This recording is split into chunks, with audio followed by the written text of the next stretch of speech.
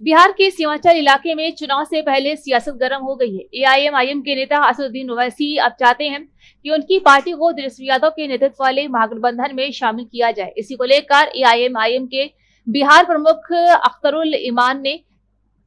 लालू प्रसाद यादव को चिट्ठी लिखी है और कहा है कि अगर सेक्युलर पार्टियां एक साथ नहीं आई तो वोट बढ़ जाएंगे और बीजेपी को फायदा हो सकता है। सीमांचल का इलाका मुस्लिम बहुल है, जहां ओवैसी की पार्टी का अच्छा असर है, खासकर किशनगंज, कटिहार, अररिया और पूर्णिया जैसे जिलों में। वहीं पिछले कुछ चुनावों में एआईएमआईएम ने यहां से सीटें भी जीती थी, जिससे उनकी ताकत साबित हुई थी। अब ओवैसी चाहते हैं कि ये वोट बांटे नहीं और मुस्लिम और पिछड़े वर्गों की एकजुट ताकत से बीजेपी को रोका जा सके। लेकिन आरजेडी और महागठबंधन के कुछ नेता इस पर सोच में हैं, क्योंकि उन्हें डर है कि अगर एआईएमआईएम को साथ लिया गया तो मुस्लिम वोटों पर आरजेडी की पकड़ कमजोर हो सकती है और ये संदेश जाएगा कि मुस्लिम लीडरशिप एआईएमआईएम के पास जा रही है। इसलिए अभी देखना दिलचस्प होगा कि लालू यादव एआईएमआईएम को गठबंधन में जगह देते हैं या नहीं, और अगर नहीं देते हैं तो वैसे ही अपनी पार्टी को अकेले मैदान में उतारेगी, जिससे सीमांचल में मुकाबला और दिलचस्प हो जाएगा। बिहार में सेकुलर वोटों में बिखराव नहीं हो,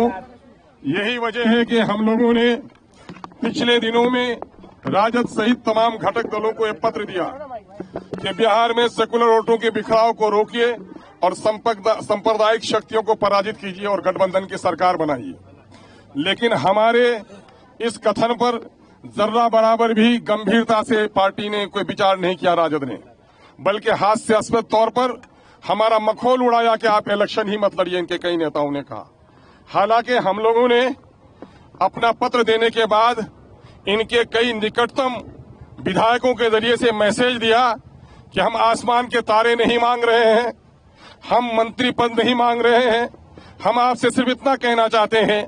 कि हमारे लिए बिहार में 6 सीटों को सुरक्षित कर दीजिए और अगर सरकार बन जाती है तो सीमांचल डेवलपमेंट काउंसिल बनाकर सीमांचल को विशेष पैकेज दीजिए। अगर आपकी सरकार बन जाती है तो दलितों और पिछड़ों को और अल्पसंख्यकों को उनकी आबादी के अनुपात में तमाम तर मामलात में उनकी हिस्सेदारी तय कीजिए। यही मांग हमने किया था,